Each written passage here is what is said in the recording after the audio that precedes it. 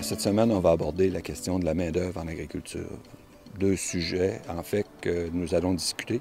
Bon, celui de la rareté de main-d'œuvre en agriculture, mais aussi le phénomène de l'augmentation rapide du salaire minimum et les causes de cette augmentation-là dans le secteur agricole. La rareté de la main-d'œuvre en agriculture est un problème réel. On a demandé à plusieurs reprises d'alléger les règles pour l'accès aux travailleurs étrangers temporaires. On a obtenu certains allègements, mais on pourrait encore améliorer ce programme-là et en rendre la gestion et l'administration beaucoup plus simples et de cette façon-là faciliter l'accès à cette main-d'œuvre-là pour les producteurs agricoles. Le deuxième enjeu est celui de l'augmentation du salaire minimum.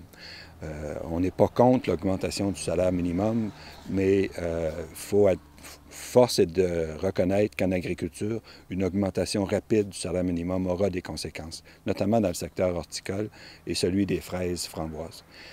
Pour bien comprendre la situation, par exemple, le secteur des fraises framboises, c'est entre 50 et 60 du coût d'opération de l'entreprise que représente le salaire des employés. Alors, une augmentation de 7 du salaire minimum a des impacts importants sur la rentabilité de ces entreprises-là, puisqu'elles peuvent difficilement transférer ces coûts-là dans le marché et les récupérer.